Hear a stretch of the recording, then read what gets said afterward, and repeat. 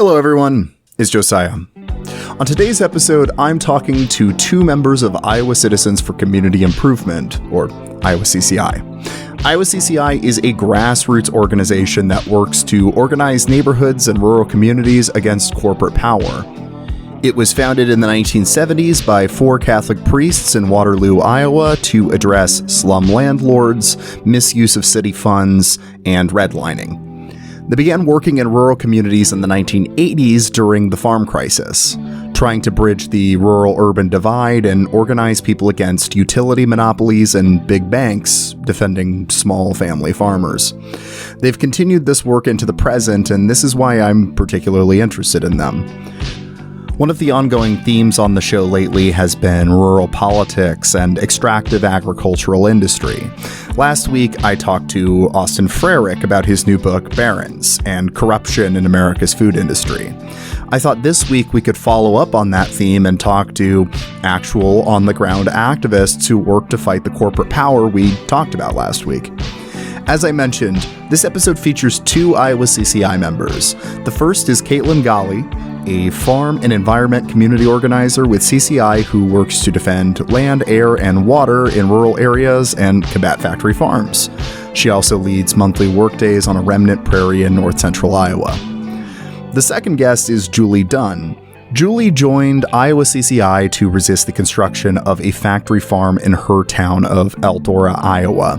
You may have heard of this town even if you're not from Iowa. It's the location where the 1996 disaster thriller Twister was filmed, which actually ended up being relevant to the community's battle against the building's construction. She has stuck with Iowa CCI for years and also helped introduce a talk Austin Frerick gave during his book tour back in April. For her, like many rural Iowans, these issues are personal. Both Caitlin and Julie are fantastic guests, and I hope you enjoy my conversation with them. But before that, I do briefly need to say that you can all support this show on Patreon. For $3 a month, you get access to 2 or 3 additional bonus episodes a month, including the Music Exchange, an ongoing series where my good friend Josh Christensen and I exchange an album that's personally meaningful to us and try to compare and contrast them. Recent episodes have also included a conversation about the campus protests with Josh Borman of the Worst of All Possible Worlds, as well as a conversation at the end of April about environmental history with my good friend Chris Barker. Just $3 a month. And now, with all of that out of the way, let's dive into the episode. You are listening to Fruitless, a podcast about history, politics, art, philosophy, faith, and the internet, hosted by me, Josiah Sutton. This is episode 35, Fighting the Food Barons, featuring Caitlin Golle and Julie Duhn of Iowa CCI.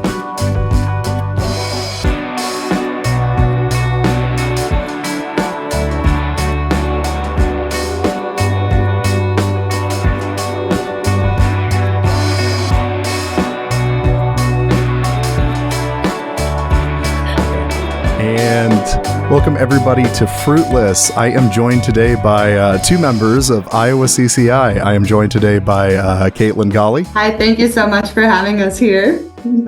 And Julie Duhn. Yes, I'm from Hardin County in Iowa, and so we're right at the heart of deep red country and a lot of animal factories. Yes. Yeah. Well, why don't we quickly introduce so anybody who doesn't really know ICCI, what you guys do, does somebody want to say a little bit more about that? I'd be happy to. So just first off, again, thank you so much for having us here. My name is Caitlin Golle, and I'm a community organizer with Iowa Citizens for Community Improvement. Iowa CCI is a grassroots membership organization, and next year we will have been around for 50 years. Oh my God, it is, yeah. Wow.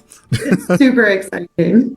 So CCI was founded back in 1975 by 4 Catholic priests in Waterloo, Iowa. They saw a need for change in their community, and since then, we've grown into a statewide organization with over 3,000 members in almost all 99 counties throughout Iowa. We are a multi-issue organization. So we're multi-issue, working on housing, racial justice, public education, and then farm and environment issues. which is primarily what I spend my time working on. Our farm and environment work started during the 80s, during the farm crisis, helping to keep farmers on the land when they were being told to get big or get out. Then in 1995, when House File 519 was passed, it kicked open the door for the factory farm industry, and we started working on the ground with local communities to stop factory farms from being built in their communities. So most recently, we've been working to restore funding for water quality monitoring and to stop the CO2 pipelines. Super cool. Julie Duhn, why don't you say something a little bit about yourself, kind of introduce yourself as well? I live in Eldora, and we have Pine Lake State Park, which is like 3 or 4 minutes from my house. And how I got involved with CCI was there was a CAFO application, a construction application for an additional CAFO building on land very close to the Twister house. In case you've ever seen the Twister movie, of course, the famous farmhouse. So CCI came to town and helped organize local people against that CAFO application. And it was an amazing thing to watch and take part in. And it was stunning because, yes, that CAFO application was withdrawn by Iowa Select. I mean, it was just amazing. Awesome. And it's because people here, they realized, the impact that it can have. The fact that the house was, famous was a big deal. And that's what pretty much, I think, helped it along. But it was defeated because of the county decided they would not approve it because of evidence supplied by actually a friend of mine working with the county attorney. Oh, wow. That's why it was withdrawn. So it was just a wonderful thing to see people working together. And, people filled that room, that county conference room, and it was just a beautiful thing. And then I'm like, I gotta stay with these people because they're smart.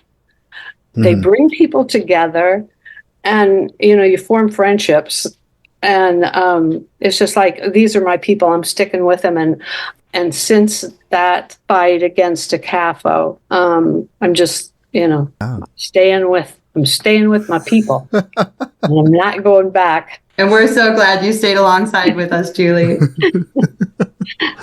Well, I think that actually transitions kind of nicely into kind of the first few questions here, because, I asked you guys to come on and talk a bit about what ICCI is doing for rural issues, usually like factory farming, fighting factory farms or fighting pipelines, stuff like that.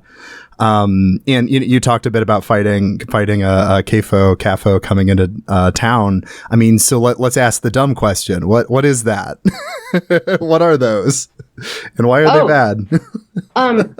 Confined animal feeding operation, where animals are born in a building, they live in a building, they may move to a different building, but they never get outside a building. And that's just not natural.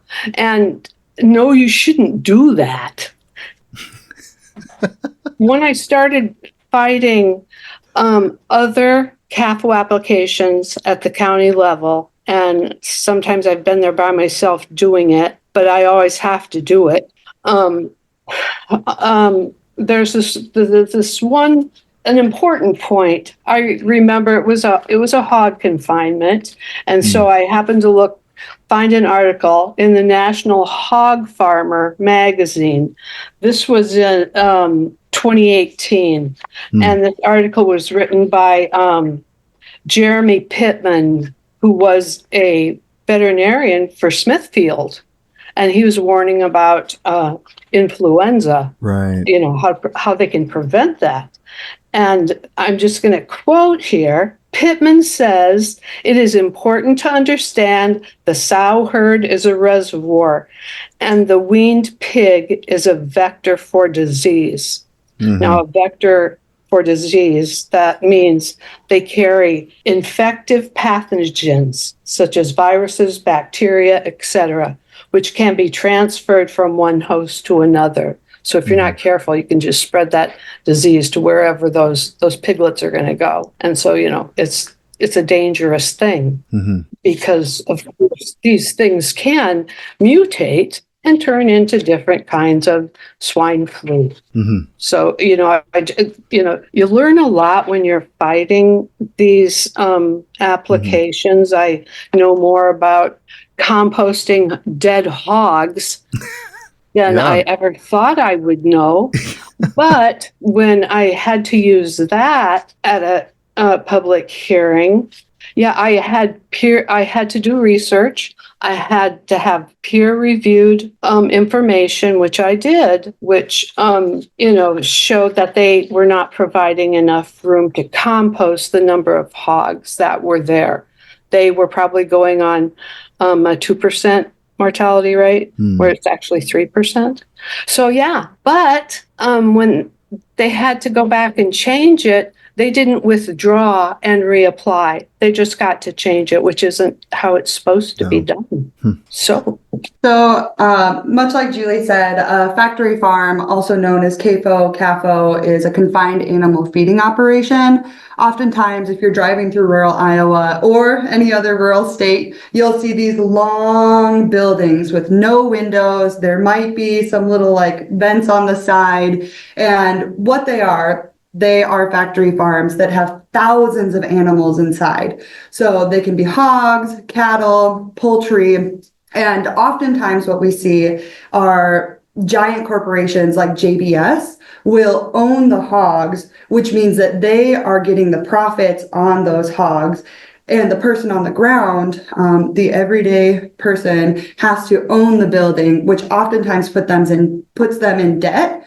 And they also own the manure, which once you have it concentrated to such a vast amount, it is no longer a fertilizer, it becomes a waste product. So we see concentrated animals in the thousands, all crammed together with terrible animal welfare issues, poor living quality, and they produce massive amounts of manure. They are treated with pesticides. We see antibiotic resistance coming in the manure, and then eventually we see that manure, otherwise called fertilizer, applied to the fields, which runs off into our streams and our waterways, causing a whole host of problems. But we can talk more about that later. Okay, yeah. Well, I just want to say one thing about hog CAFOs and dead boxes, because a couple weeks ago, I was driving over to Grundy Center from here, and I passed a couple of really stinky CAFOs, and they have a dead box out there. And there was at least a dozen hogs in one of those. Do they know how they died? Probably not. And they're supposed to be so careful with, nobody ever gets to go in, you don't want to contaminate the hogs or anything.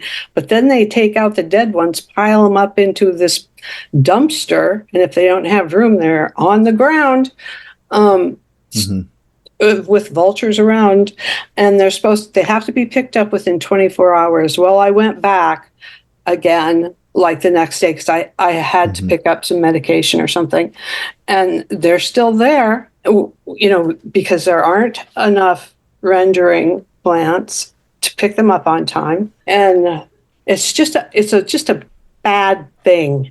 Not to mention the stink as you drive by every day, if you have to do that.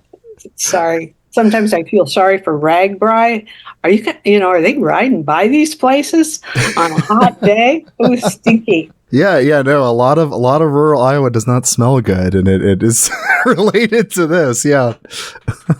Right. So a big part of what you guys, have been fighting is specifically disposing of things like manure and hog corpses being done in a way that is polluting the environment. Right. So the water in Iowa is notoriously gotten so much worse with the explosion of CAFOs in the last couple decades. I guess you guys want to say a little bit about that? Yeah. Julie, you can go ahead and then I'll add in. I can address that. When I retired, I bought a kayak because, the lake's like 4 minutes away. Hey, I'm going to go out there and do that. And so it was in the first summer, a few weeks after I got my kayak that I was out there. And then I wasn't that good at kayaking, okay? And I splashed a lot. I got some lake water on my arms and on my legs, and I broke out in this rash. And I just thought, I didn't know what it was. I thought maybe my desk was dirty or something. But after 3 weeks, I did have to go to the doctor because it was, my skin's getting raw and all scratched up. And I finally told her, I didn't know what it was, blah, blah, blah. They don't do tests, blah, blah, blah. And then I told her I had been kayaking, and she said, well, perhaps that came from the lake water. Mm-hmm. And I paid $85 for some salve, which didn't work. But yeah, it was at that moment when she said that. And I'm like, of course, that's what it was from. Mm-hmm. And so Pine Lake, of course, we have a beach there. And for the entire summer last year, from the beginning, the first time they tested, to the very last time they tested, our beach was swimming not recommended. And then just the first report that came out this year, came out on Monday or something, I don't know. Of course, swimming not recommended here at Pine Lake again. So we'll see what happens the rest of the year. But even in 2022, over the 4th of July weekend, swimming was not recommended. And then it was spotty the rest of the time for testing. But it's getting worse, not better. Mm-hmm. And we know that farm runoff, we have so much drainage districts where they put drainage under the soil to drain off excess water. If you're applying manure and then you get a good rain or something, there she goes and ends up in our streams, our rivers, our lakes. So there you go. Absolutely. Thank you so much for sharing that, Julie. The water should not be making us sick. It should not be giving us rashes. And so it's so frustrating and makes me angry to hear that the water quality in Iowa is literally making people sick. It can't be a place where you want to bring your grandkids on the 4th of July. They come over, you want to go swimming, and it's like, whoa, please do not go in the water. Right. So we hear about all sorts of different things related to Iowa's water. Along similar lines with beach closures, I was talking to somebody a couple weeks ago, and they said, last summer, I went to every state park in Iowa, and during that time, not a single beach was open. And that is due to the pollution that we are seeing. From there, it comes to people's backyards. A lot of rural Iowans depend on well water. We hear about bacteria, about nitrates. Before I started working at Iowa CCI, this is actually one of the things that got me really invested in the work that we are doing to protect Iowans and protect our future. I was talking with a guy from Rudd, the next town over, and he let me know that he lived across the street from a hen facility, so a factory farm that has chickens, where the manure was not being properly handled, properly stored, and so it was polluting his well water. And he used his well water for drinking, for bathing. He washed his dishes, watered his produce in his garden with it, gave it to his dog. And from that pollution from the chickens in the factory farm across the street, he actually contracted hepatitis C, and he shared that it killed his dog. So these are the kind of horror stories that we hear around the state. From my own experience, I have a niece, and when she was 3 years old, she was living in a town called Rock Falls. This town has a population of 200 people, so the majority of people in town rely on well water.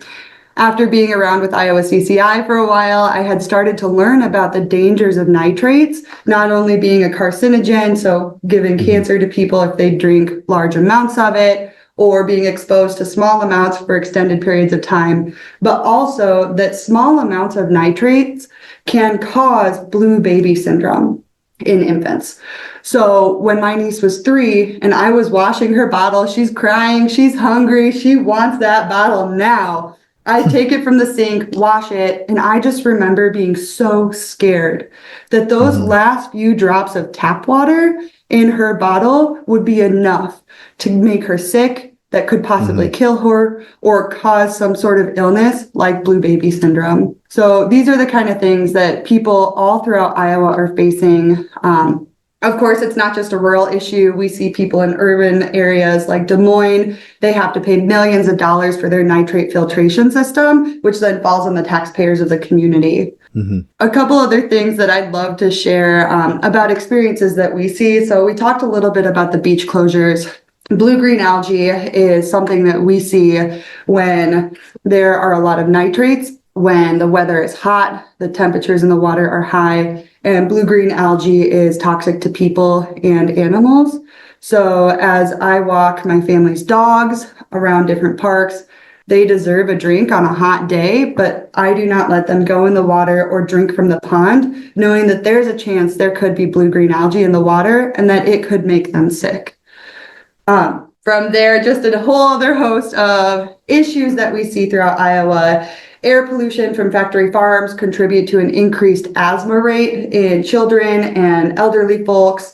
And even on a hot summer day, rural Iowans, we've heard folks are not able to open their windows because of the smell from factory farms, but also the flies that come along with it. Oh, wow. I hadn't even thought of that.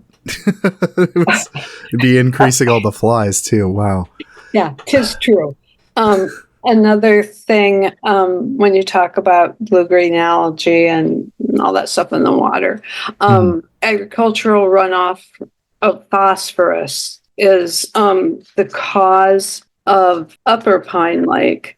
Pine Lake State Park has two lakes, Upper Lake and Lower Lake. The beach is on Lower Lake, but Upper Lake was found to be impaired by phosphorus, which I have a friend who knows everything about phosphorus. I should have got him on here because he's like a scientist, engineer type guy. Oh, yeah. Yeah. You know, of course, half the time I can't understand what he's saying, and I have to say, could you put that into layman's terms, something I can understand, and which he will do. But phosphorus is a huge issue. And so the Department of Natural Resources, the DNR, did TMDL report on Upper Pine Lake. TMDL means total maximum daily load, which I guess is, this is how much stuff. Anyway, it explains the problem. And it was phosphorus. But here's the deal now. Now, the way the DNR classifies impaired waters, because they did that report on Upper Pine Lake, it's been removed off of a list of impaired waters, even though it's still impaired. They just because the report was done? That's wow. Yeah, the report, the TMDL report done by the DNR, which names the cause of impairment. And so once they've done that report, then that lake and others who have a TMDL report are removed from the current impaired waters category and put into a different category, which is harder to find on a DNR website. And so people think, oh, the water's improving. No, it's not. They've done a report on it. Have they gone ahead and done anything to mitigate this problem? No, they've named it and they've not fixed it, because that would require a change in farm policy. It would require a change in public policy. And that's where CCI works to help people understand that changes in public policy need to be made to improve our communities. I know it's complicated with the TMDL thing. Took me a while to understand that stuff. So, it's no wonder that most people aren't familiar. Yeah, but I think that's really cool that ICCI is helping people connect what they're seeing in their daily lives around them in rural communities, the changes they've witnessed with the policy that's directly causing it. Yeah, and CCI they don't do this in just this farming thing. They do it in suburban areas, racial equality and just so many other things that they've had to help people with, like citizen review boards for police departments. If you see something wrong, you want to help the police department make changes and, point out how citizens feel about their treatment. So, we try to get people involved who are, directly connected and can make educated suggestions as to how to improve community. It's just, housing, education. CCI works hard on those things, and it's a beautiful thing to meet people from different parts of the state who work on different aspects and categories that they want improvement in. And it's just like low-income housing. We don't have enough housing in rural areas that people can afford because they can't make much money. We have a low minimum wage. There's just so much to be fixed and so little time to do it, and it takes so long. And when you're impatient, it gets frustrating. But get over the frustration and just keep going. That's right. At Iowa CCI, we believe that the people who are being directly impacted by an issue should be in the driver's seat for change. So no matter what issue it may be, like Julie mentioned, several different issue campaigns, whoever is impacted should be the one sharing their stories and then helping us find solutions for what a future of Iowa could look like.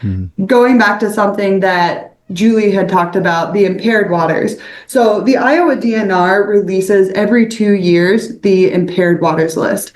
Similar to the beach that Julie was sharing about, Clear Lake, Iowa, which is a huge ecotourism spot, especially around the 4th of July. People are coming from all over the state to come and watch the fireworks over Clear Lake. However, we saw in 2022, the DNR removed Clear Lake from the impaired waters list, not because it was fixed, but because they had a plan to reduce impairments. The 2024 list is now pending, and looking back at the data over the last 2 years, we saw in 2023 that the E. coli levels at the beaches in Clear Lake were the highest that they have been in the last 10 years. So that goes to show us they had this plan in place, but it was not fast acting enough to go ahead and improve the problem within that year, which can be misleading to people. If they're going to look at the impaired waters list and say, oh, Clear Lake's not on here, let's go swimming for the holidays, it's a hot summer day, that can be misleading and it can be dangerous. Luckily, there is beach monitoring around the state, so they're able to say there are high levels of E. coli, swimming is not recommended, use your best discretion. And so we see beach closures too impaired with that.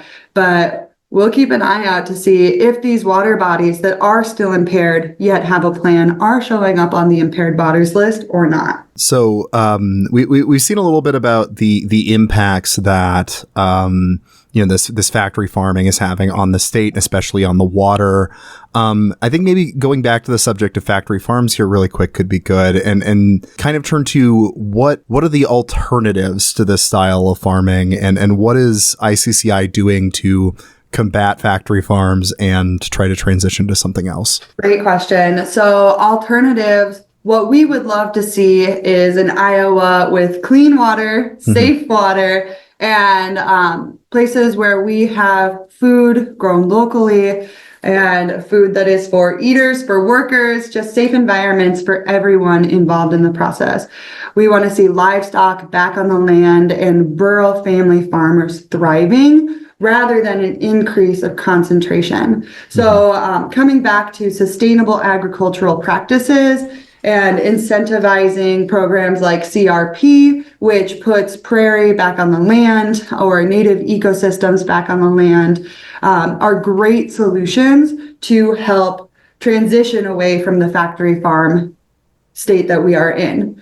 From there, we've been advocating for years for a moratorium. And so a moratorium is where you say, stop, no more. And that would mean that there could be no more factory farms or expansions. And there can be limits on that. We could say no more expansions or factory farms until there are 100 or less impaired water bodies. But we are not going to fix the problem that we see in Iowa of soil erosion, water pollution, and then impairments for the meat that we eat as well. And until we stop increasing the factory farms and then change the policies that are driving the expansions. Mm-hmm. So transitioning into what Iowa CCI does, rather than explaining all of it, I'd love to just highlight some of my favorite things over the last 2 years that we've done. So as you know, Iowa CCI, we work with communities to tackle issues that people see in their own communities. And we do this through coming together and pushing for bold policies at the local, state, and federal levels.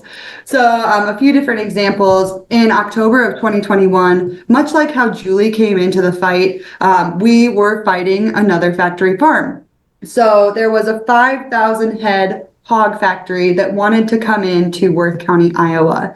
And what we saw, how we helped, is that people rallied together. They talked with their neighbors. They put signs up on the highway, banners on one of the tallest buildings in town.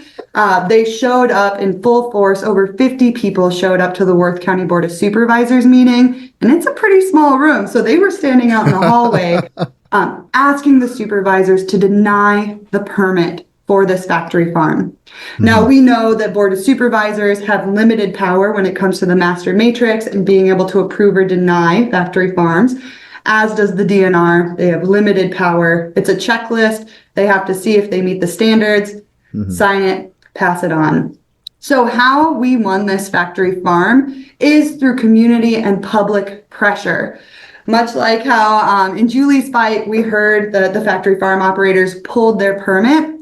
Summit Ag Group was the one behind this permit, and they withdrew their application because people were talking out against Summit.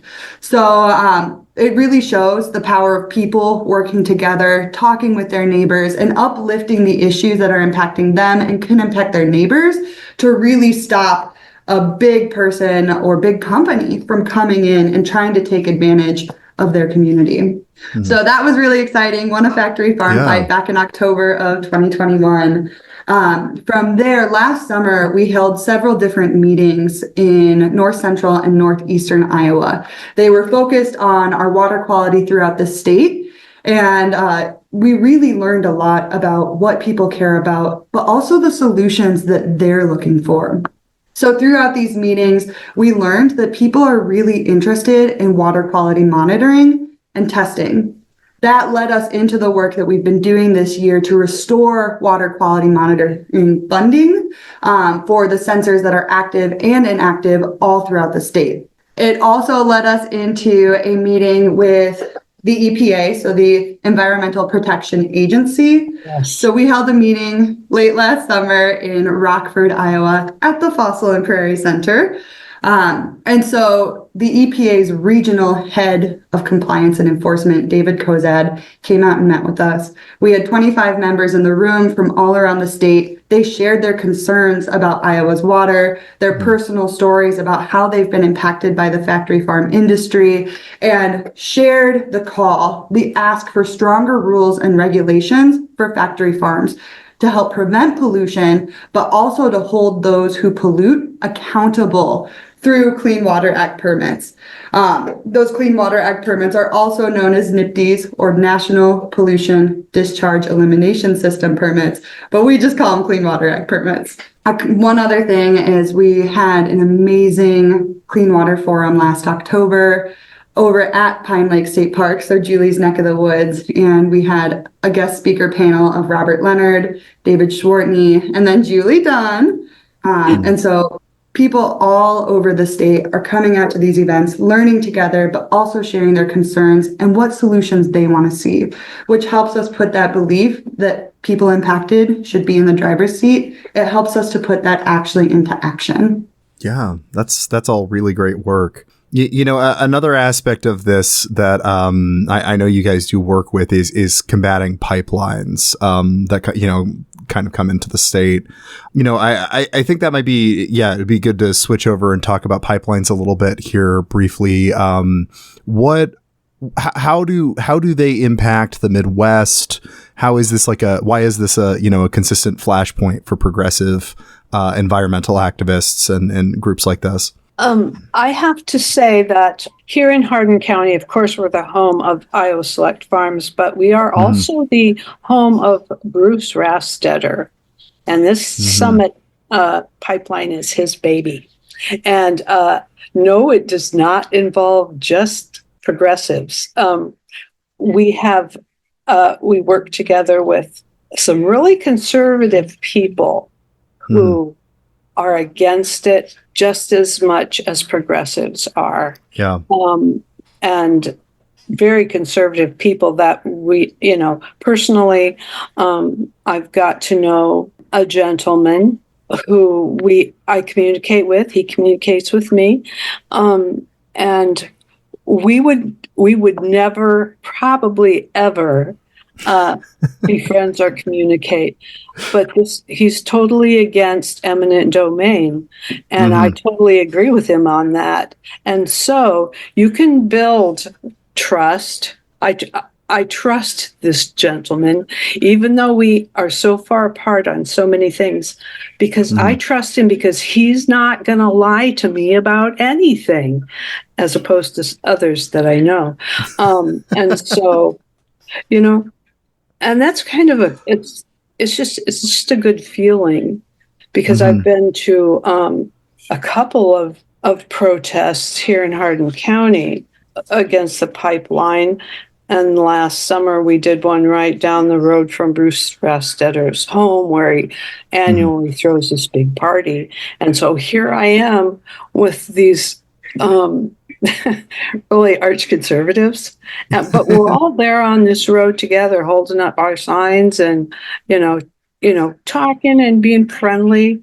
And it's a good thing because it brings people from different political positions together, and we fight together on that. And that makes me feel good, because there's hope. Yeah.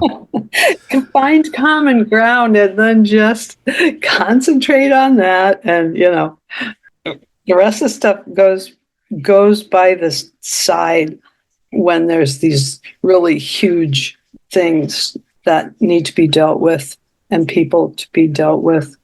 There's so many things about the pipeline. Summit would have control of that piece of that farm ground forever, apparently. And the rights, the easement can be sold at any time to heaven knows what, who, for what can change.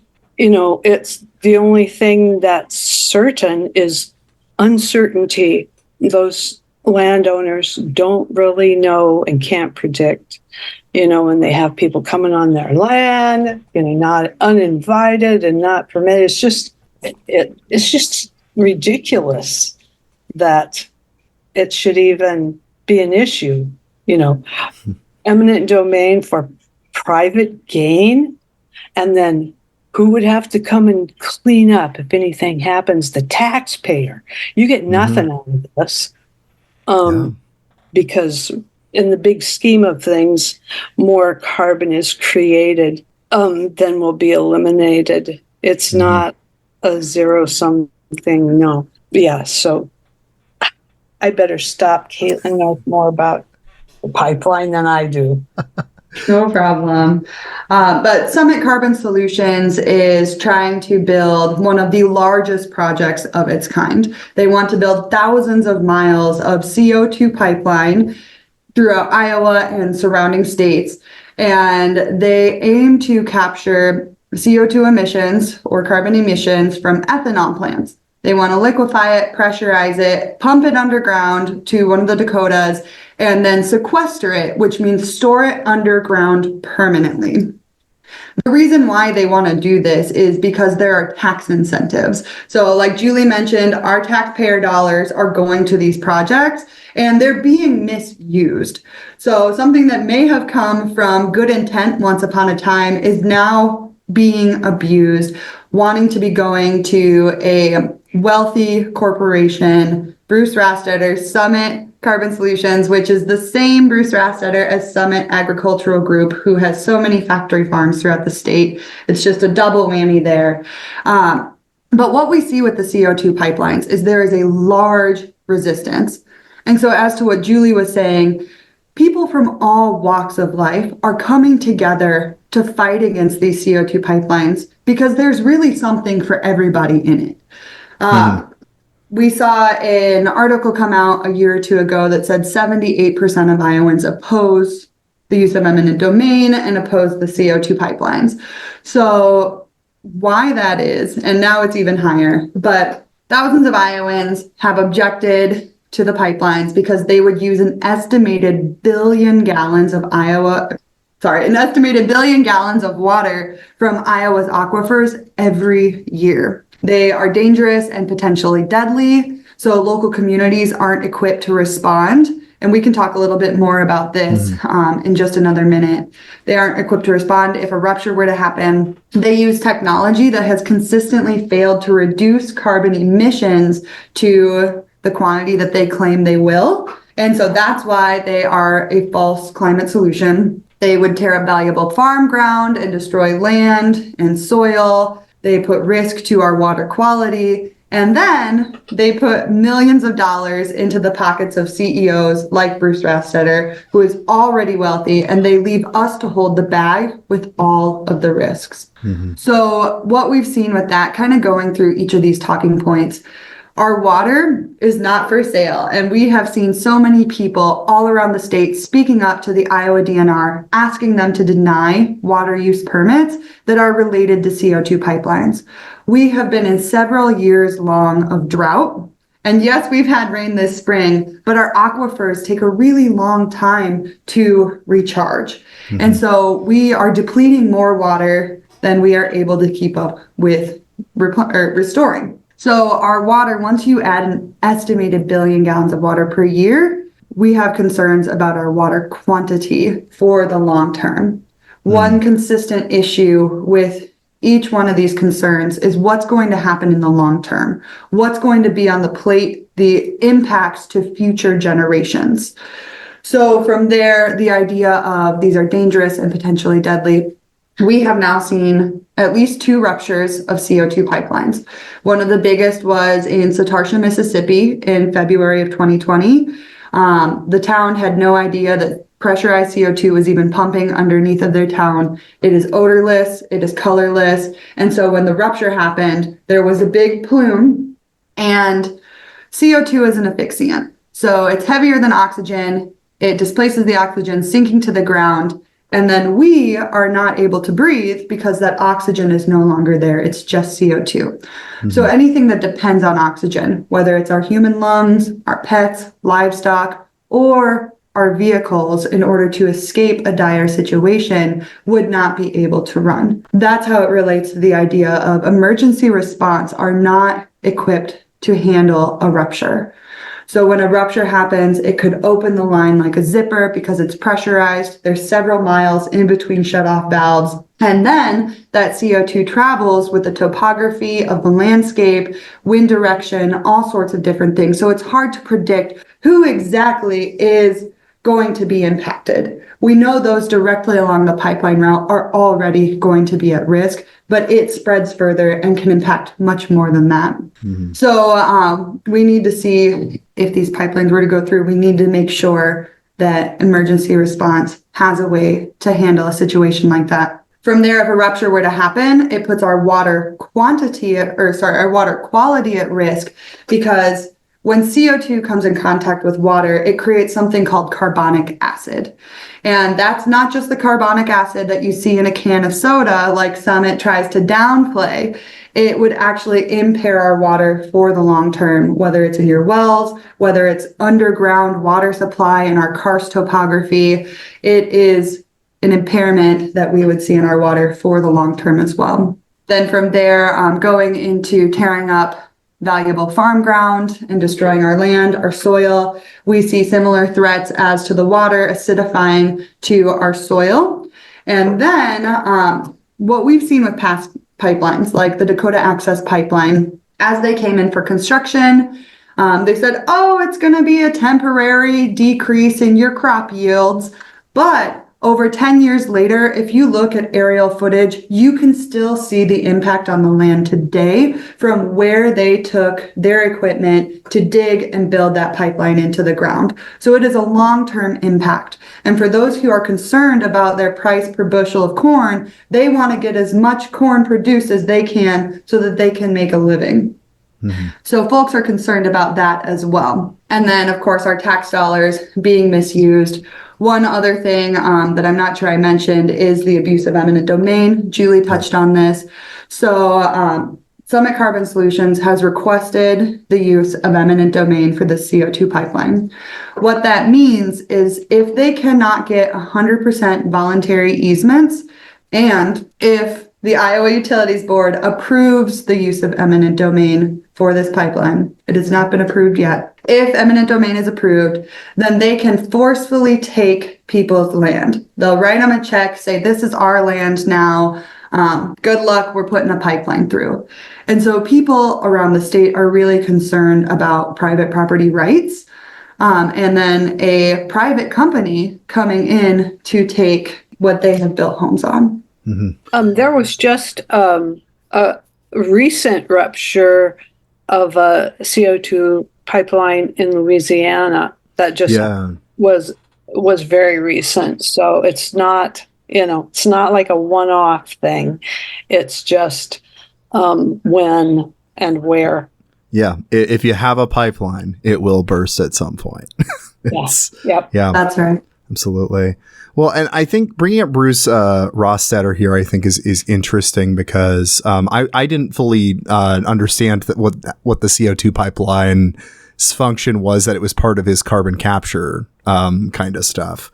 And I think he's an interesting person to point to because he's somebody that frames himself as a good guy on the right side of environmental stuff. We're doing carbon capture, we're doing ethanol, how good ethanol is compared to oil, right? And this is how people play these rural communities. They are actively destroying the environment here and framing themselves as the enemy of environmental destruction. Yeah, Bruce Rostetter. And then what's he doing in Brazil too? Corn, soybeans, cattle. Is he competing with actually people here with his products down there? I mean, is he competing with you guys out there, you farmers? Think about it. Think about what he's doing there. And of course, the rainforest, the Amazon rainforest, he's down there in Mato Grosso or wherever, and taking advantage perhaps of the disappearance of the rainforest so he can maybe further his holdings where rainforest used to be. We don't know. I'd love to ask him, but I don't think he will give people that opportunity. So good luck with that. Well, and this is the way that this is, these local issues they're also global, Yes.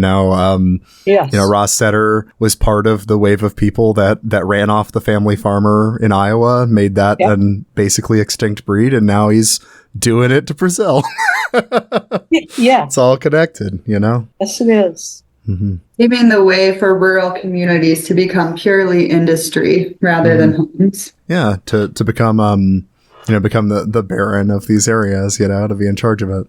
And when he changes the path of his pipeline, adding all these miles and just changing the look of it. Shouldn't you have to start all over again? I mean, really, come on. Yeah. It's like building, a skyscraper in Des Moines. If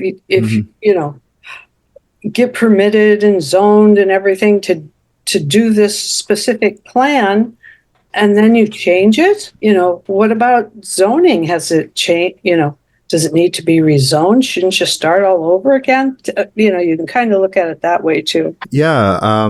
Well, maybe one direction to turn to real quick as we move maybe toward wrapping up here shortly is, in general, working conditions in these industries we've been talking about are notoriously bad. I think it would be interesting to hear a little bit about working conditions around factory farms, working conditions around, I don't know what it looks like in regard to building a pipeline, but I'm sure it's not great either.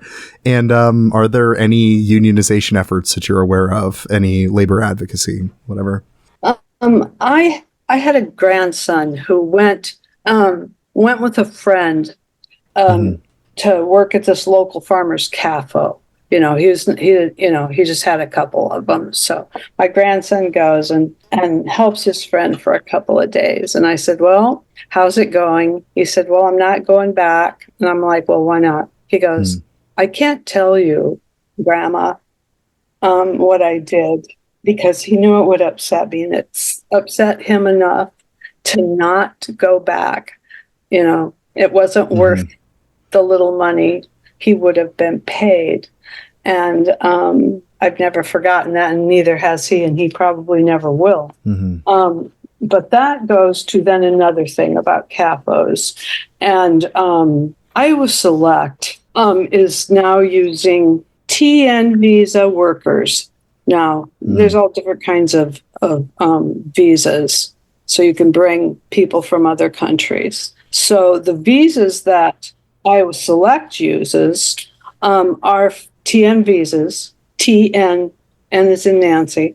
The visas are for Mexican and Canadian professionals who hold either a 4-year degree or an 8-year degree or 8 years of experience in their field. These visas are good for 3 years and can be renewed indefinitely as long as the applicant meets the requirements. This article from the Iowa Falls newspaper tells about Joni Ernst meeting with these visa workers at Iowa Select. And Noel Williams, who is Chief Operating Officer of Iowa Select, said that currently, this is in 2021, that currently 50% of Iowa Select sow farm workers were Hispanic, people who were brought in, and they have a 4-year degree. Actually, I know of one who is an actual veterinarian in his country. And so he's running this sow farm probably. But Mr. Williams, the Chief Operating Officer of Iowa Select, says he forecasts that within the next 3 to 5 years that the percentage of people, visa holders running the sow farms would rise to 75%. So, they want to use these people, but are they helping them? Are they paying them to actually become citizens? Nope. If you value these workers and you want them to stay, help them gain citizenship. So I knew a person whose spouse did this, and I got friendly with this woman, but I was afraid to become too close to her because of my reputation of fighting Iowa Select. I was afraid if Iowa Select found out that she was a friend to me, that maybe they would actually decide maybe they should be sent back or something. It just felt very strange, and I felt bad that I had to feel that way. Yeah. Don't take advantage of these people. And Joni Ernst is going like, oh, it's too bad, we really should find a way to help them become citizens. Iowa Select and cough up the at least 10 grand to help them do it. Because if you want to become a citizen, it's going to cost you that much over the, in the long run. So, I feel like they take advantage of these people, use them as long as they can or need them, but they're filling jobs that apparently they can't find educated Iowans who are willing to do it. Because are these educated, experienced people who want to live here, are they being paid the same as what a citizen would be paid? Probably not. Iowa Select used to advertise in the Iowa Falls newspaper all the time, half-page ads, full-page ads, showing people who were in charge of specific sites, and it was never a picture of one of these foreign workers, because I paid attention to that, close attention to that, and I'm like, oh look, they have this nice blonde young woman who's in charge of this particular site. They never showed one of these, visa holders as in charge. And, they very well could have been in charge of that site. I don't know. It's very frustrating. It makes me very angry when they take advantage of people and use them. So there's that. And I'm sure that 75% of those sow farms are, in fact, now covered by Hispanic workers, educated people who know what they're doing, who come here to enjoy a better life as long as they can. It makes me angry. And when Joni Ernst probably is fighting against immigration and, whining about the border. I'm sorry. Okay. This is where you cut me off, Caitlin. I would just add, there are laws in place called ag-gag. And so the ag-gag laws are in place to make sure that everyday people cannot enter a factory farm. You cannot take pictures. You cannot fly a drone. You are not able to see what the real conditions are like in a factory farm. And that includes both for the animals and for the workers. What we know is there's a lot of animals in there. There's not a lot of clean air. Those vents on the side are not there to bring fresh air into the confinement. It is to pull air out. My brother temporarily worked in a factory farm in Julie's neck of the woods. And afterward, I was like, how is that going? He said the ammonia is so strong and that none of the workers wear masks. So people are being exposed to chemicals, to pollutants. And so there's lots of different ways that working conditions can be poor. I can't speak too much more on it because I don't know much more. But what I understand is that factory farms are not job producers. Folks aren't saying, oh, a new factory farm's coming in. We're going to have so many jobs. It is not typically that way. So oftentimes we see there will be a few folks who are working there. They come in, they're going to make sure that the automatic feeders and water dispenser are on, and they're going to be there to drag the dead hogs out or to herd the hogs onto the truck.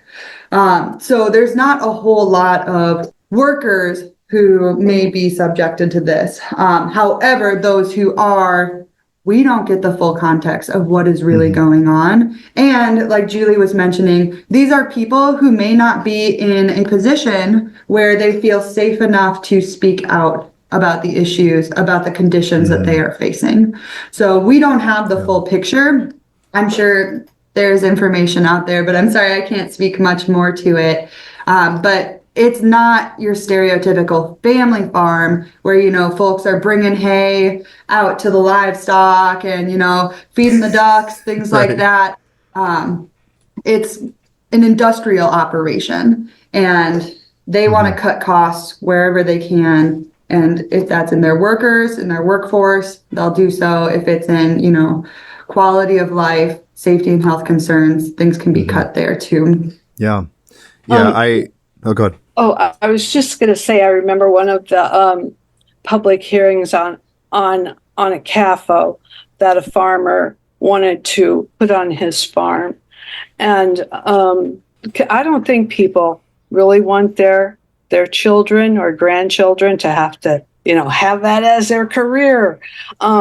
This man who was trying to get it approved, and he did get it approved, but he said, I only want it so I can make enough money to send my son to college. He felt that was his own, that was his best bet, to make enough money to send his son to college to get a good education. I thought that I just felt so bad for him that in this rich of a country, you have to go in, that seemed his only option.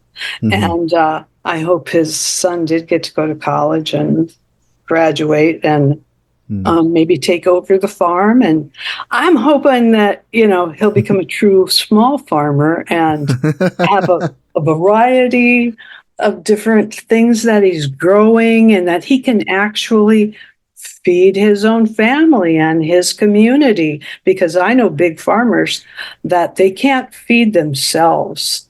They grow corn, soybeans, don't happen to have a garden. And so, no, they can't feed themselves. I can feed myself better than they can. And I live in town. It's just, the whole thing's so bizarre. And, one reason that I stuck with CCI is because, as you could tell, Caitlin holds a lot of knowledge in her head. I can't hold that many facts and know that much about everything. But people in CCI hold knowledge, and they know where to get it, and they have resources for factual information. And it's just, to me, I'm just like, learning is a lifelong process. And I've learned so much from CCI. It's incredible. I love being around smart people, So it's just cool. Well, I think that's actually a really good way to move toward, kind of wrapping up here, because, bring this back to the conversation about ICCI. For anyone who's listening to this that is an Iowa resident, why should they join ICCI? I think we've given a lot of reasons, but yeah. Absolutely. I think one of the best things about Iowa CCI is that everything we do is built on relationships, and it's built on trust. So being an Iowa CCI member, we get to know what you care about, what issues are impacting you, however much you want to share. And so with that, building these relationships is how we identify what is going on in a community and what those solutions are. And then we work on it together. We work through it together. Again, putting those people who are directly impacted in the driver's seat for change, advocating for the future of Iowa that they want to see, whether it is where they can bring their grandkids to the pond, to the lake, or if they want to be able to grow their own food or have hogs on the land and be able to make a living off of it. We want to be able to work with communities all around the state for the vision that they want to see, especially those that align with our values. So again, our values, we want to put people and planet before polluters, before profits, and that's through identifying those issues. I'm going to look at my notes here just in case there's anything else. No worries. And CCI encourages, they want to hear stories from people. They want to hear their lived experiences, and they encourage you to share them. And sometimes when you tell a story, it can get you places you never imagined. Like, hello, I'm on a podcast. Whoever, I would never in a million years have imagined that, And then the book tour thing with Austin Frerick and his his recent book, Barons, had I ever imagined that being mentioned in a book, actually? No, I never imagined that. And to be exposed to some brilliant people, it's just, I'm telling you, go with CCI. You won't regret it. Well, one other thing is, so a lot of the people who are listening to this will not be from Iowa. Is there something that they can still do to help you guys out in any way? Absolutely. So you don't have to be an Iowa resident in order to become an Iowa CCI member or to support the work that we do. I think a lot of the issues that we face in Iowa are not here alone. We see similarities all throughout the country, and fighting for the change with these issues locally at the state level and at the federal level. We all have a part to play in advocating for and pushing for the change that we want to see. With that, these issues are really big. They can be really heavy. And what we've learned is that these are long games that we need to be strategic in. We need to continue to build our people power, because that's the only way that we are going to overcome money power, is by having many minds, many hands, and many voices all together pushing for the change that we need. And while we're doing it in this heavy, big fight, we have fun doing it. We get really creative. We have so many perspectives and ideas. So no matter how much you would want to be involved, there is a role for everyone, whether you just want to support financially, you want to learn more, you want to sit down with an organizer, or help out with campaigns too. If you want to become an Iowa CCI member, we would love for you to join our team. You can learn more and become a member at iowacci.org. Awesome. All right. Well, thank you so much for both of you for joining me. Thank you. Thank you. We'll see ya. I can't wait to hear this. Thank you so much for listening to today's episode. If you like what you heard, make sure to leave a review on Apple Podcasts. It helps out with the algorithm. And also check out the back catalog if this is your first episode. If you really like what we do here at Fruitless, check out the Patreon. It's $3 a month, and at the end of every episode, you get your name read out. And so we're going to do that right now.